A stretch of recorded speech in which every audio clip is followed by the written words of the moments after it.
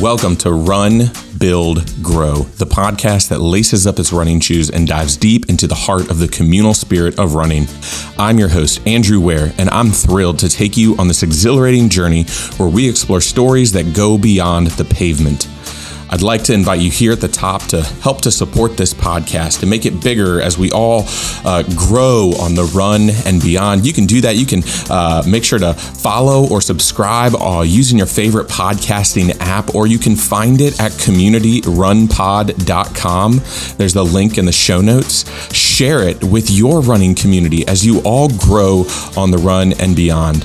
And while you're online, make sure to head over to Apple Podcasts or Spotify, leave a rating and a review if you're able to. That really helps others to notice the podcast, notice how much you enjoy the podcast. And because I love seeing other podcast producers do this, I will read your review in the next podcast if you leave one. So that's something that encourages me to sometimes leave a review and maybe just say how much I love it. Hopefully it will encourage you, even if you don't use Apple Podcasts or Spotify, head on over there and help to grow this podcast. And lastly, if you not only want to support this podcast, but my entire Runnin' Rev Run Club network, I am taking monthly donations over at patreon.com/runninrev. You can support this podcast. You can support my writing. You can support all of the work that I am doing in this realm and in this digital content space. A donation of any amount is greatly appreciated. Unfortunately, I don't really have a whole lot to offer from a Patreon perspective, but I love it when people even still find it within themselves to support this work. And the one thing that I can offer is if you are a Patreon, you will get a shout out in each episode right here in the intro. This episode, I have Jerry and Amy Frostick, the J&A of J&A Racing, if you are familiar with it, here in the Hampton Roads area, race directors of the Shamrock Marathon, and I am so excited to have them on. Jerry and Amy are the reason that I wanted to explore this communal spirit of running. I feel like they exemplify it almost better than anybody else. And they really set the standard and gave me the passion to want to share these stories. And so I knew when I started this podcast that I was going to have to get them on really early on. And as you are listening to this, we are about a month away from the Shamrock 8K half marathon, full marathon, Shamrock weekend, March 15th through 17th. Hashtag not a sponsor. I am an ambassador for J&A Racing. And because I love their races so much and I love everything that they do. And so I encourage you, come on out. They've got a fun year planned this year. Get registered. I will drop a link to the registration in the podcast notes. But, I just want to go ahead and let's get into this conversation with Jerry and Amy Frostick. All right. Welcome in, everybody. Today, I have the pleasure of being joined by the J&A of J&A Racing, Jerry and Amy Frostick. What a joy it is to have you two joining me today. How are y'all doing? We're doing great. Thanks for having us. Thank you. Yeah, so excited. When I kind of came up with the idea of something like this, Jerry and Amy were some of the first ones that I reached out to about, just the ideas of trying to promote community and running. And of course, this has just been a focus of J&A since practically the very beginning. So as we get started here, you guys are staples in the Hampton Roads running community. You have your own racing organization. So maybe to even define community for you all might be difficult. But for both of you, what is your running community and what makes your running community, the community that surrounds you, so awesome? Well, I'll start. But I think, that's how Jerry and I got started and, how this race company kind of fell in our lap is community. I met Jerry. He owned Final Kick Sports in Virginia Beach, and it was a running and triathlon store. And, Jerry it was community at his store. People went to Final Kick to go hang out and run. And, he had runs Tuesday nights and Thursday nights and Saturday mornings. And it was welcome for all speeds. And, this was back, we're talking 1997. So, I think community really was the background of everything that we've done in running. So the races just added to it. And, it's always been kind of our backbone as community. So that's what got us started in it. And we're going to finish in it too. Yeah.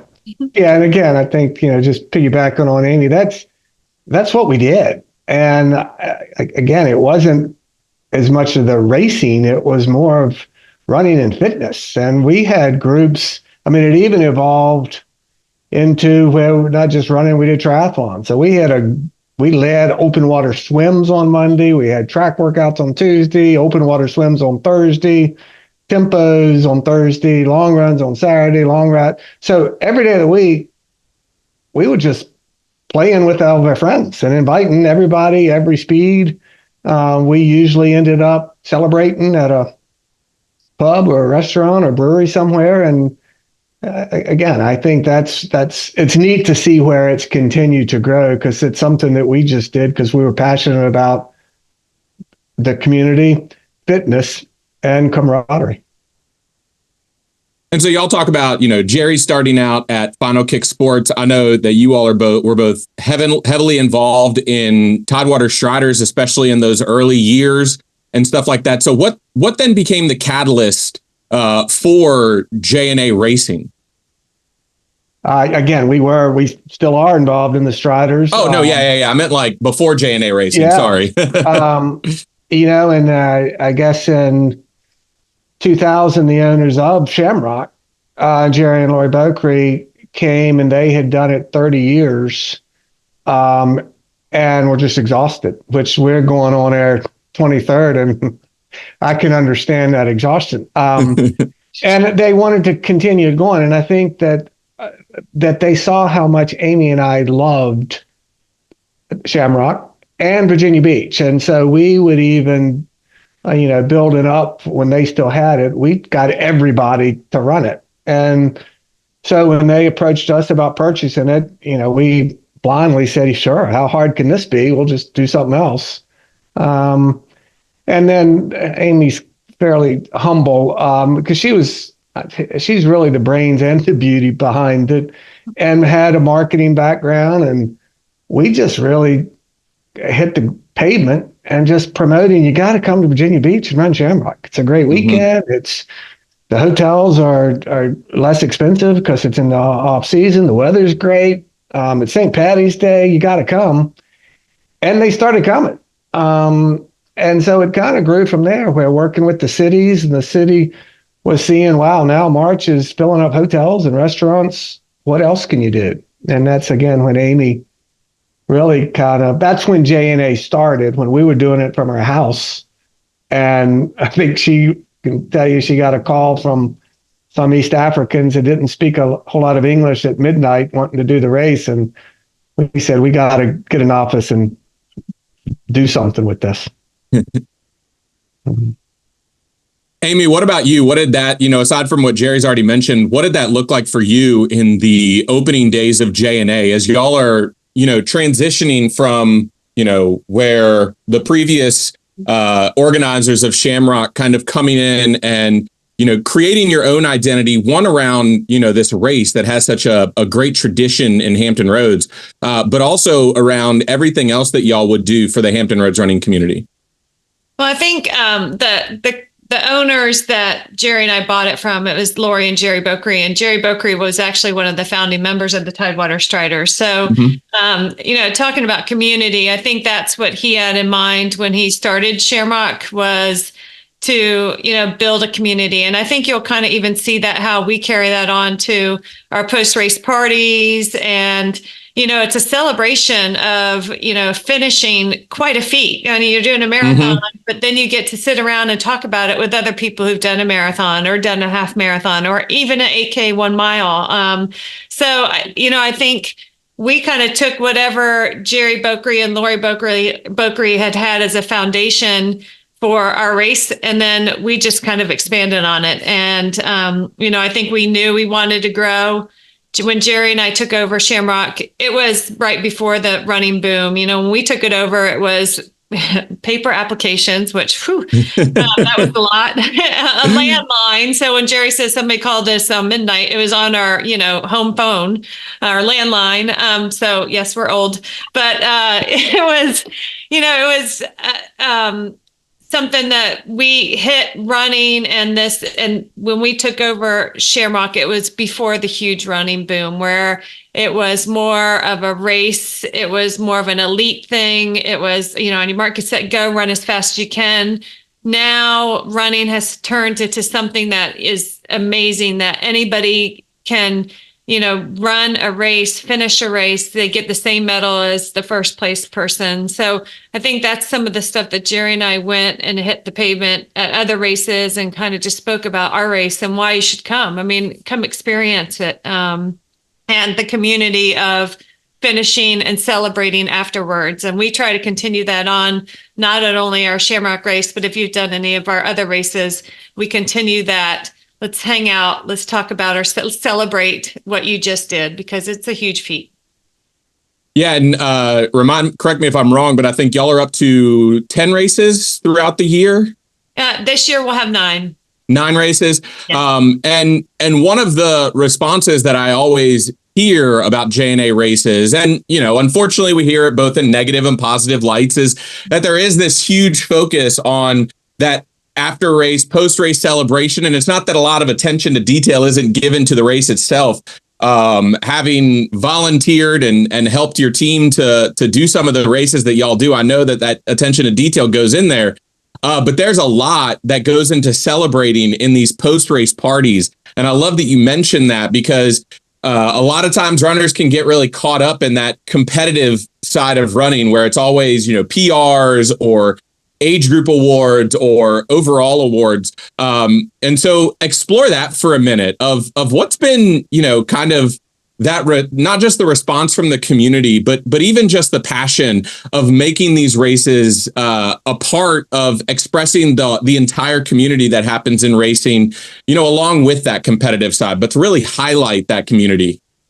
Yeah, again, and I think the running industry has changed, and Amy and I both went through the start you watch, what is your pace racing.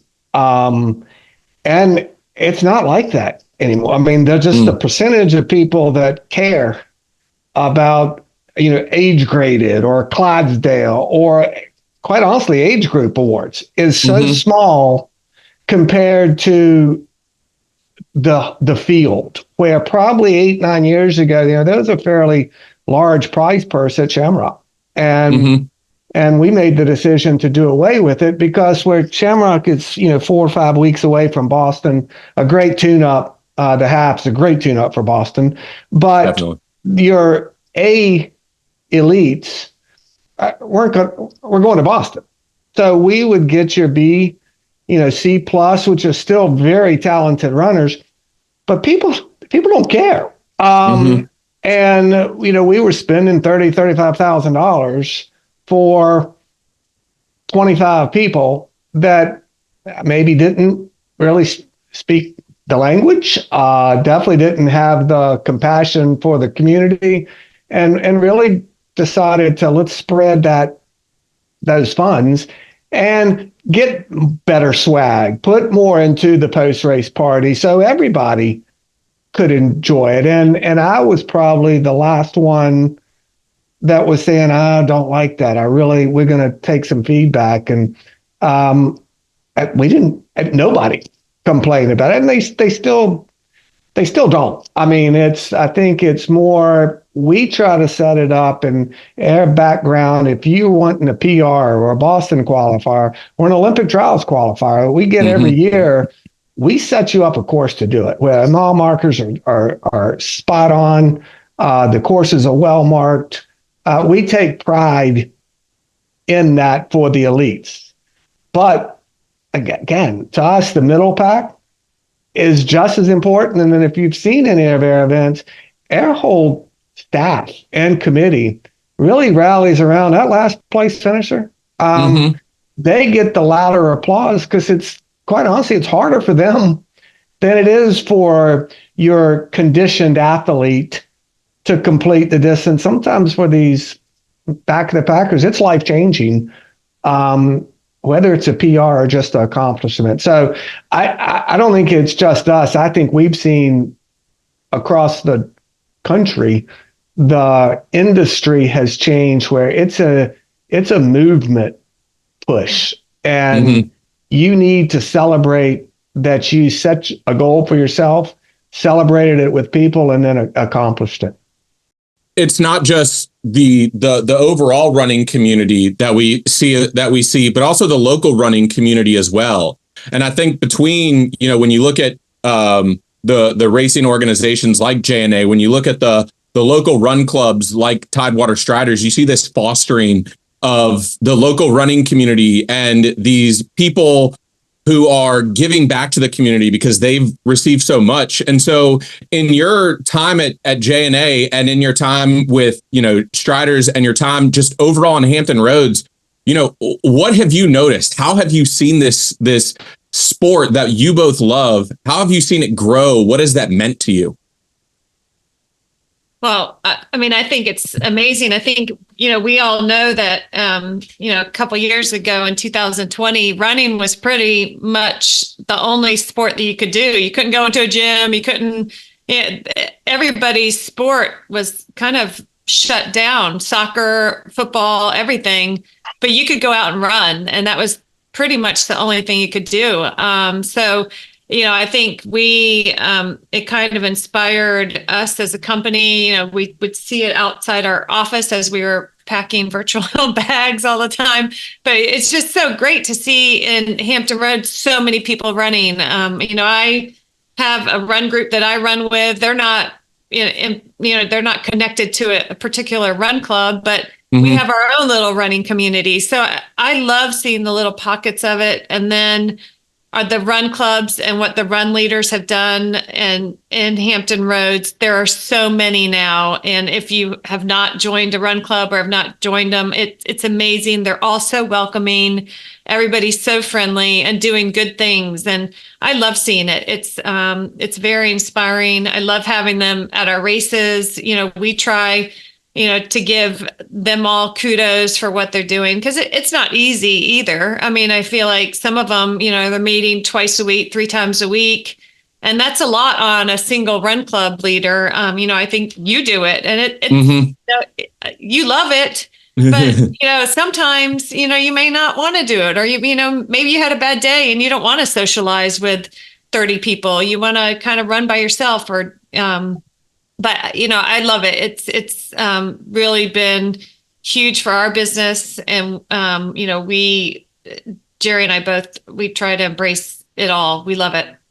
Yeah, I think again at this community, I don't know there's another one like it. And Amy, highlighted the leaders, that they're very special people. It's, again, like she said, you're giving up your time, whether you've had a good day or a bad day, and really making a positive difference with people every week, regardless of the pace. I think that's what's key. Back in the day, the run clubs were kind of hardcore athletes where you hammer repeats. Now I think you can go to any run club, and if you want to push the pace, they've got people that can push the pace. But if you're wanting to walk 3 minutes, run 2 minutes, they've got people there too. So it's very welcoming.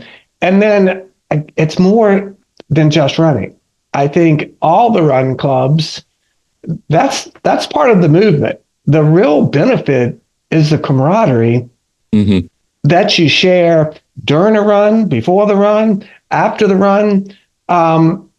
That's why people are coming. And again, so we looked, there's a run every day of the week somewhere out in this small community that's free, that you could go regardless if you're just starting or if you're trying to PR.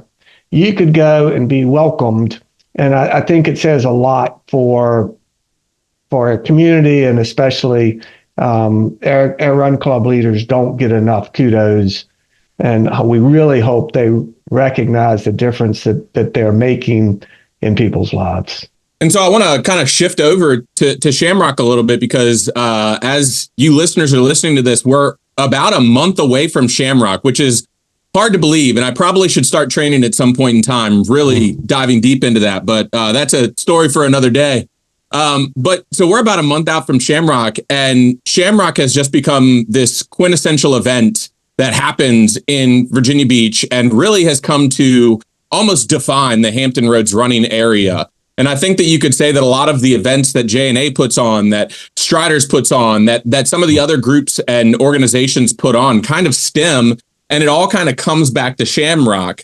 And as we continue to march towards Shamrock, I want to kind of look at what this race has meant both for you all and for the community. And so as you all are planning Shamrock, as you talk about back in 2000, the early 2000s, it was you two sitting in your living room and answering calls on your landline phone and accepting the paper entries. And now, you guys have a full team of folks who are running all these different things. So, for our listeners, help us to know and understand. You've talked about this great community event, this expression, not just of Hampton Roads, but of running community, nationally and internationally.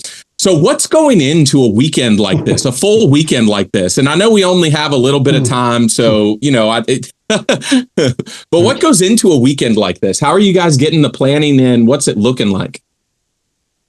Well, I'll handle that one from the start, because really our planning, for everybody that knows our company, we kind of have it broken up where Jerry handles all the outside organization. So outside as in meeting with the police, setting up that party. Well, he doesn't set up the party tent, but contracts the party tent with a staff. And so anything that's outside, once the runners are here, Jerry handles taking care of the runners.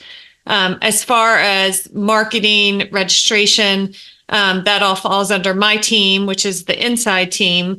And that really starts the day. It's actually started for 2025. We have registration that we're testing now for 2025. So it's really a year-long process for us. And, and it builds up. Our marketing plan is usually about 8 months out that we start for the next Shamrock.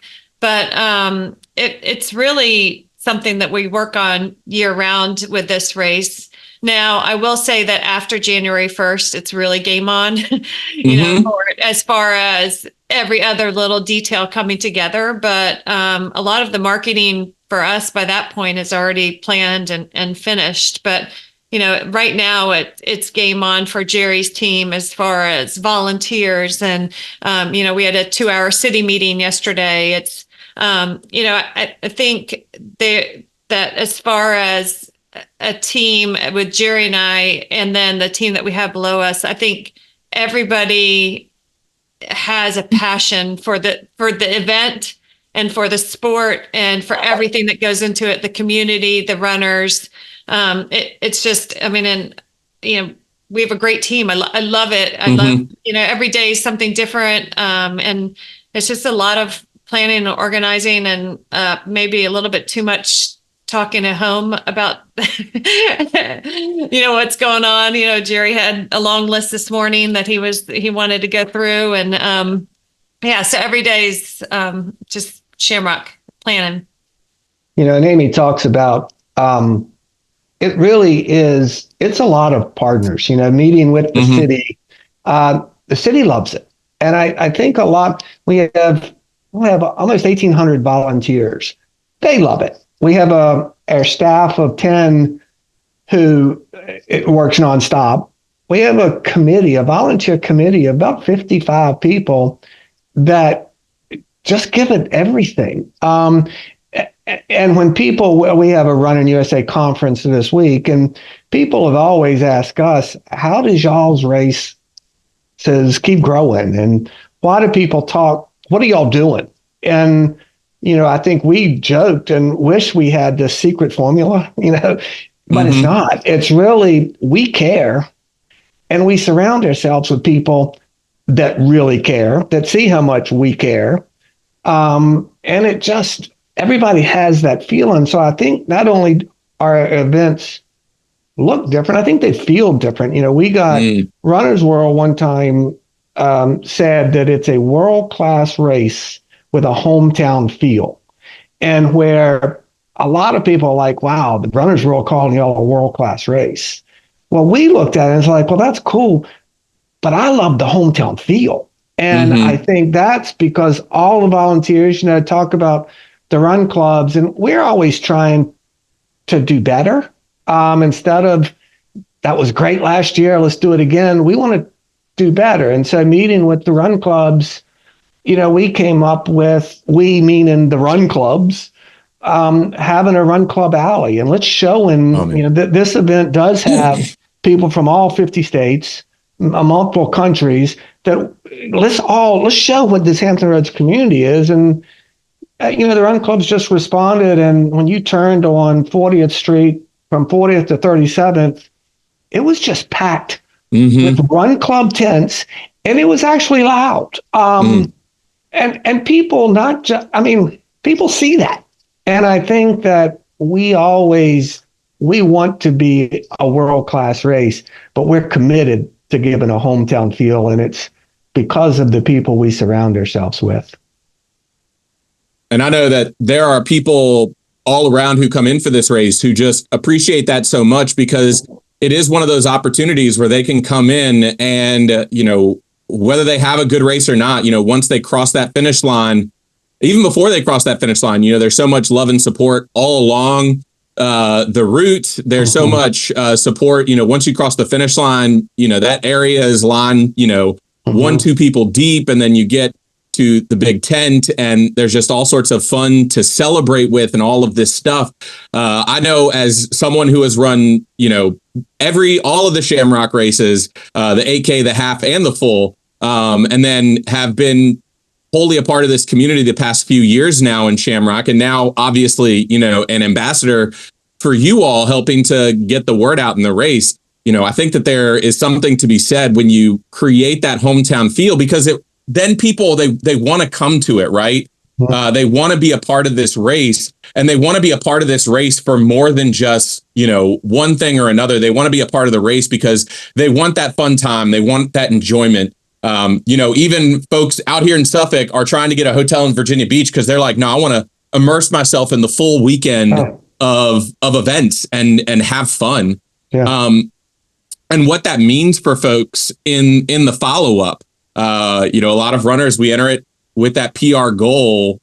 You know, it's great to imagine jumping in there, not hitting a PR, but still having that opportunity to really have fun and celebrate, you know, even whether it was a great training cycle, whether it was an okay training cycle, whether you hit your goals, whether you didn't hit your goals.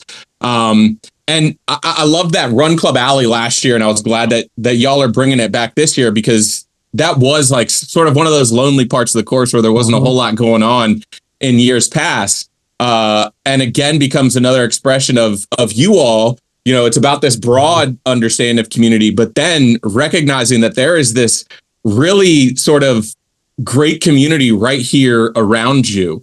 That's also, you know, putting in the effort and putting in the support and bringing them out to help in that way as well.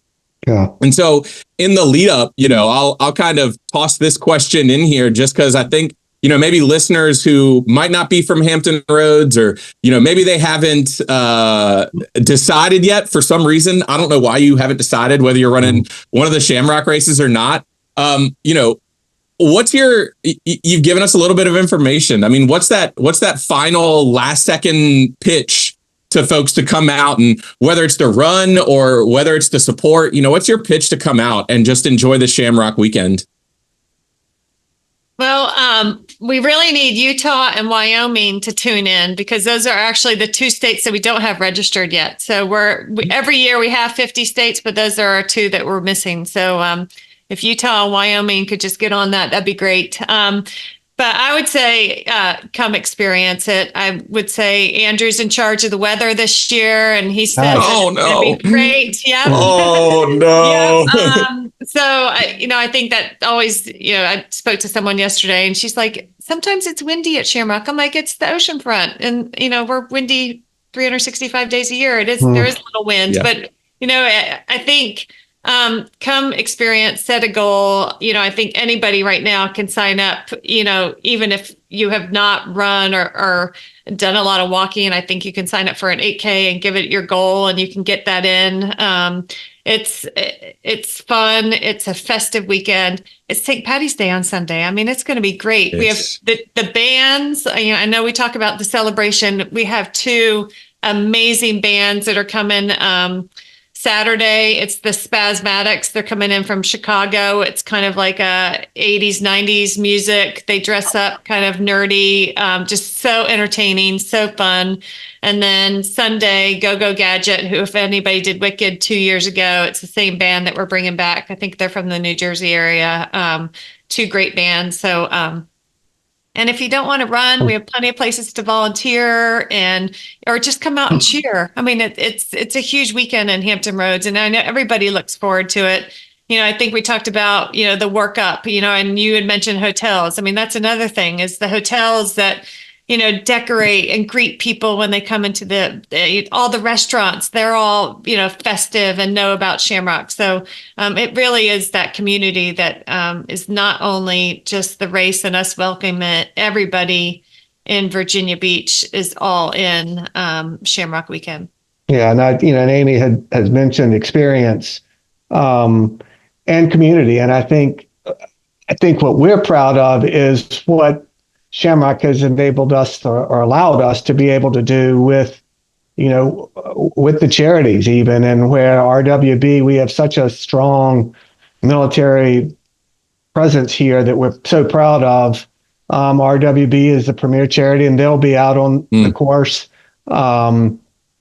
Operation Smile, we have a kids event that Op Smile is based here in Virginia Beach. That are doing amazing things worldwide, with this kids race, to see 5,000 kids line up and run their mile. It's incredible. And I think one of the things we're most proud of is that Starting Strides program that is with Op Smile Final Mile, where there's 17 Title I schools in the area here. Mm-hmm. And this year we're in the process of, we've given them free entries, we give them free transportation, and that we've just completed going with Mike Robinson at Run, et cetera, and fitting, I think, 750 kids with free running shoes that we delivered the first batch last week. And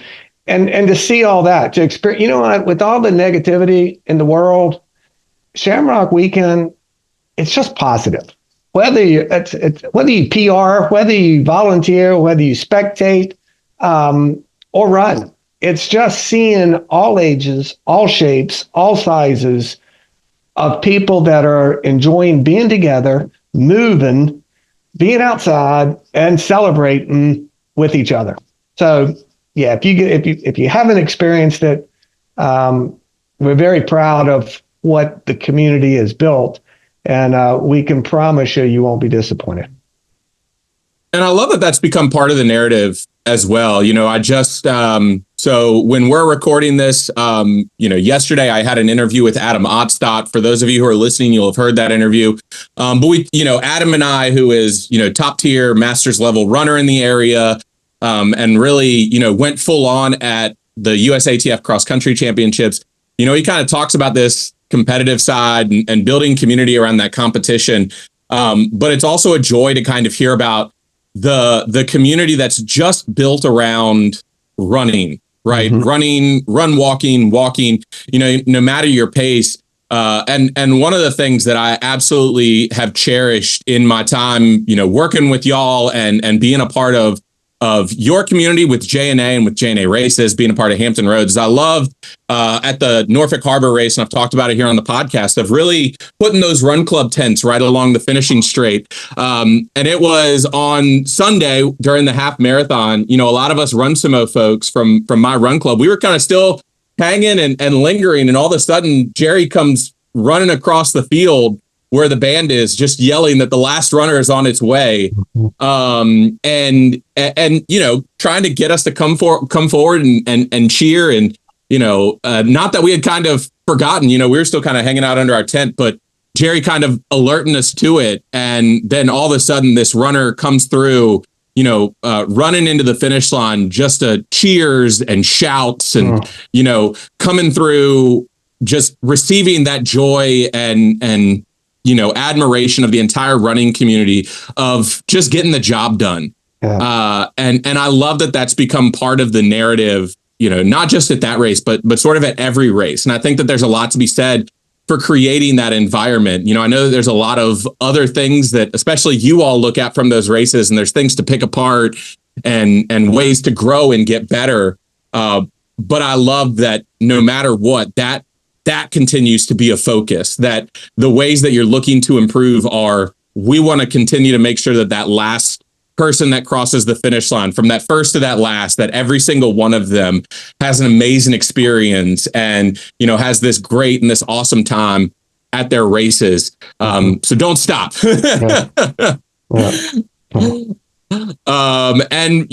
I will say, as someone who's registered, and I have been training. I am getting ready for Shamrock, and I will be there.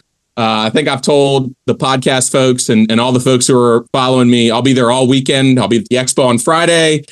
Saturday, I'm running the 8K. Then Saturday afternoon, I'm back at the expo to work the J&A hub. And then Sunday, I'll be running that half marathon. And then, partying afterwards. And so, I think that there's a lot of excitement towards this weekend that's coming. But before we wrap our time up here, I do always have a couple of end of podcast questions. And this is where I say, Jerry and Amy, they not only organize all of these races in Virginia Beach, Norfolk, Smithfield, Hampton, just all over the Hampton Roads area, but they also run themselves. And so let's learn a little bit about Jerry and Amy's running adventures. So what is your favorite race distance? And I know you probably don't get to race a lot, but just think about it. What is your favorite race distance? It's got to be the marathon. I mean, the marathon is life changing, and anybody can do it. I mean, I think that the marathon word is just intimidating, but anybody that's done it, you'll never forget it. You'll never, whether you race it or walk it. It's amazing what your head has to go through that I think prepares you for everyday life's ups and downs and the confidence that it gives you. Because I would dare to say that most everybody that's run a marathon goes through making deals and, God, just get me through this. And you just don't think you can do it. But once you accomplish that, I think it changes your life.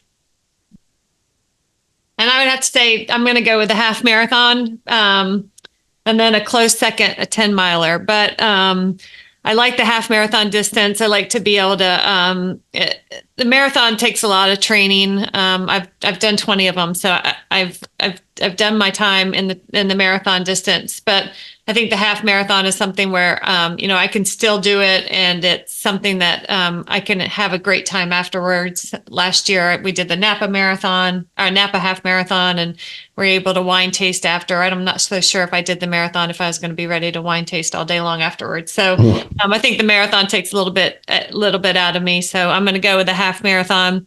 And then for those people who did our 10 miler, which is over Labor Day weekend, I think that's a great distance, because I think in a half marathon, when you get to mile 10, you're like, "Phew, I've got 3 more miles," but you'd be done if you did the 10 miler. So, Andrew, a quick little note too. Amy's marathon PR is on the Shamrock course, and I think she ran 3:10. Yes, before we owned it, I did a 3:10. All right. What is your favorite race? So I'm going to have to disqualify the J&A races for right now. But outside of J&A races, what is your favorite race? New York City Marathon is my favorite. done it several times, and it's just talking about community. That's a community that if you haven't witnessed New York City Marathon and what they do with those different boroughs when you go through it, and the community that's out there supporting it, it's a pretty amazing race. So I'm going to go with New York. Yeah, and I think that the normal answer is Boston, and you can't argue with what Boston. I mean, I think for every competitive runner, it's kind of the Super Bowl, and they do an incredible job. I think I would say Dublin. When we did the marathon there, and then their kind of goal was to complete the 26.2 miles. We stayed a week afterwards and challenged ourselves to complete 26 pints of Guinness in 26 different pubs.